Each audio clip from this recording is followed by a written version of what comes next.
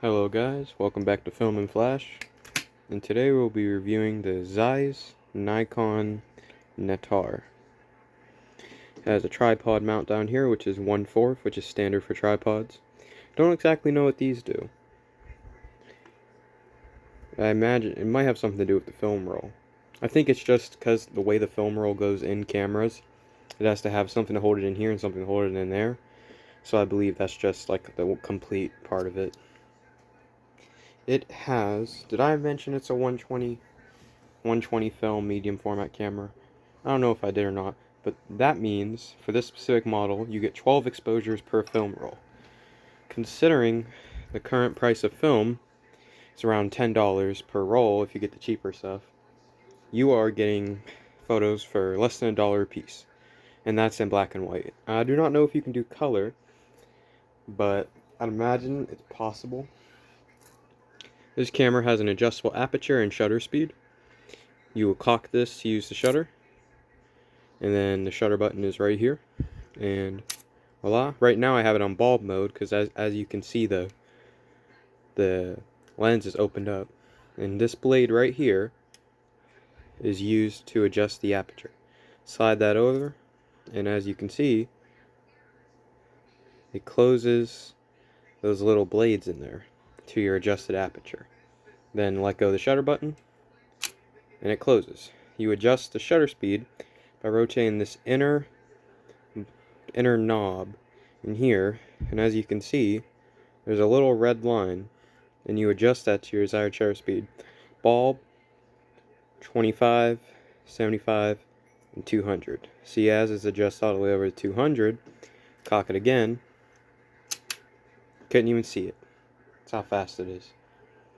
It's pretty good. It has all the features of a more expensive camera would have, except for a manual focus, which I cannot see.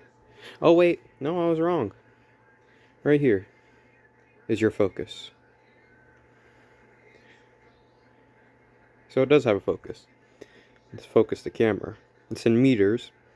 1 to 2, 1.2 meters, 1.5, 1.7, 2, 2.5, 3, 4, 5, 8, 15, and I guess infinity. So, as you can see, it does actually have a focus. So not only does it have a manual focus, manual aperture, and manual shutter speed, that is 3 features that a high-end camera would possess that this camera has for the price of around $30 to $20 to even cheapest I've seen it was around $15. Now I picked this one up for around $12 out of flea market. As you can see here, it says Zeiss Ikon, and here it says Nettar. To open this camera, well, first it's got to close it. These are 2 metal bars. Push them down at the same time and collapse the camera till you hear a click. Press this button here, and it pops out. Spring loaded. This is your viewfinder. You look in through here at what you're trying to take a picture of. Now it's not going to be perfect because it's not an SLR, which means single lens reflex, which means what you see through the viewfinder is what the camera lens is seeing. This is not one of those cameras. Now, to load the film, you will pull up, hold on, where's that? Right here, put your fingernail in there, and pull this out. And that opens up the back of the camera. It's a little hung up right now. There you go. As you can see, it's really clean inside for a camera that... Now, this specific model was made for 1 year in 2 separate periods. 1953 to 1954, and 1958 to 1959. Which is strange. I've never seen a camera that was made like that. But I guess it was made for a short period, discontinued, and then brought back in for, I guess, some more time.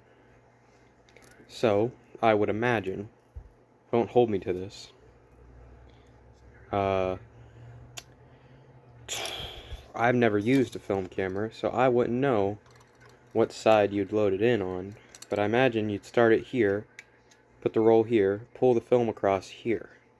That's just what I can tell from what I'm seeing. I think this probably pulls up and everything. I don't know. You'd have to find a separate video for that. I don't really do film photography just because you have to take it to get developed. And just in case you guys didn't know, Walmart still develops film. So if you take film photos and don't know where to get them developed, head over to your local Walmart at the photo center. To close this, or is it already closed? Alright, it's already closed. Slide this over here, and you use that to advance your film to the next slide. I imagine there's a little arrow on the back of the film, and you would slide that over till it lines up with these two arrows right here.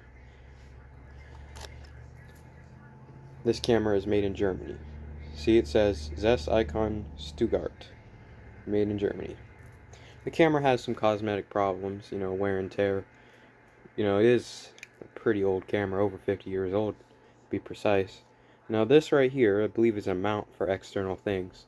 Probably an external flash, considering it doesn't have one built in. So, that is about all there is to say about this camera.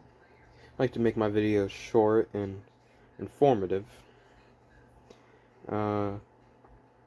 I would recommend it if you're going to be doing film shooting. Now, it's not perfect, but it's probably, in my opinion, considering I have tons of cameras, I would say this is the best camera for your money in 120 film photography. Which I don't know if a lot of people do 120, it's antique. I'm pretty sure 120 film died off in, I'd imagine, the 60s, but I wouldn't know for a fact because I wasn't born back then. But nowadays, I know for a fact that 120 film isn't as common. Now it's mainly, I believe, 600 film. Whatever the slide film is that people use now. You would have to Google that. I could probably Google it now, but, this video is mainly an overview of the features and how to use the camera. And, value for money is what I like to do. Overall, I would recommend it. It's a nice camera. And, thank you guys for watching. Bye. Oh, please like and subscribe.